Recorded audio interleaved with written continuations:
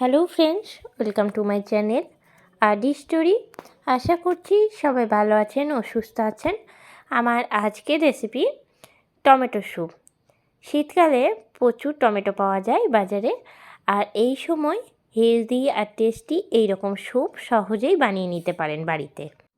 একদম হোটেল বা রেস্তোরাঁর মতন টমেটো স্যুপ সহজেই বাড়িতে কী করে তৈরি করবেন দেখে নিন আজকের রেসিপিটা।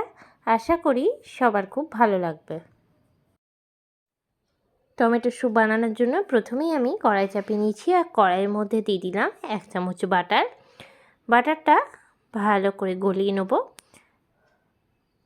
গ্যাসের ফ্লেমটা হাই টু মিডিয়ামে রেখে বাটারটা যখন ভালো করে গরম হয়ে যাবে তখন এর মধ্যে দিয়ে দিচ্ছি কুচি করে রাখা পেঁয়াজ। আমি এখানে একটা ছোট সাইজের পেঁয়াজ নিয়েছি, আর পেঁয়াজটা কুচি করে নিয়েছি, আর তার সাথে দিয়েছি 6 কোয়ার মতন রসুনটাও কুচি করে নিয়েছি। পেঁয়াজ আর রসুন ভাজা হতে হতেই এর মধ্যে আমি দিয়ে দিচ্ছি গ্রেট করে রাখা আদা। আপনারা চাইলে আদা কুচিও দিতে পারেন। এরপরে আমি দিয়ে দিচ্ছি কেটে রাখা টমেটো। এখানে আমি 3টে টমেটো দিলাম, একদম পাকা 3টে টমেটো। আর এই 3টে টমেটো দিয়ে কিন্তু 3 বাটি স্যুপ হয়ে যাবে। টমেটোটা হালকা করে ভেজে নিলাম। এরপরে আমি দিয়ে দিচ্ছি লবণ দিয়ে দিলে তাড়াতাড়ি টমেটোটা গলে যাবে। আর পেঁয়াজ, রসুন, আদা, টমেটো আমি একসঙ্গে ভেজে নিচ্ছি। 5 থেকে 7 মিনিট ভাজার পরে দিয়ে দিচ্ছি একটা ঢাকা। গ্যাসের ফ্লেমটা একদম লোতে করে 7 থেকে 8 মিনিটের জন্য ঢাকা দিয়ে রাখছি। কিছুক্ষণ পরে ঢাকনাটা খুলে আবারও আমি নাড়াচাড়া দিয়ে নেব। ঢাকা দিয়ে রাখার কারণে কিন্তু টমেটোটা অনেকটাই সেদ্ধ হয়ে এসছে, আর এর থেকে অনেকটা পরিমাণে জল ছেড়েছে।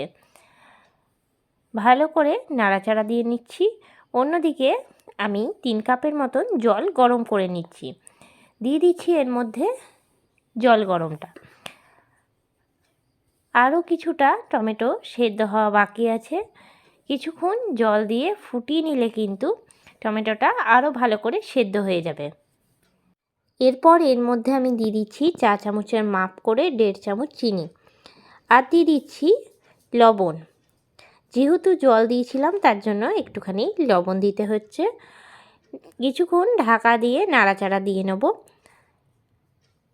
টমেটোর স্যুপ কিন্তু একটুখানি মিষ্টি মিষ্টি হয়, না হলে খেতে একদমই ভালো লাগে না।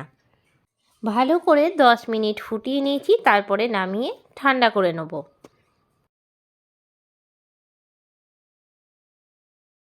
এখন স্যুপটা ঠান্ডা হয়ে গেছে, আর একটা ছাকনা নিয়ে নিয়েছি। ছাকনার মধ্যে আমি স্যুপটা ছেঁকে নিচ্ছি।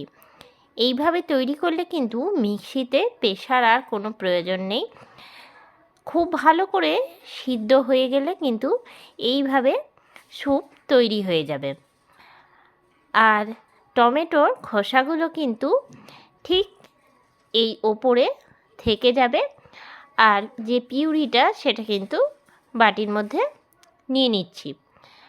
টমেটো খোসার সাথে কিছু পেঁয়াজ আর রসুনের কয়েকটা কোয়া থাকবে, সেগুলোকে আলাদা করে নিলাম। আর অন্যদিকে কিন্তু টমেটোর স্যুপের পুরো পিউরিটা নিয়ে নিয়েছি। একটা বাটি নিয়ে নিয়েছি, আর এর মধ্যে আমি নিয়ে নিচ্ছি 4 চামচের মাপ করে 2 চামচ কর্নফ্লাওয়ার। বাড়িতে যদি কর্নফ্লাওয়ার না থেকে থাকে তাহলে 2 চামচ ময়দা নিয়ে নিলেও কিন্তু হবে।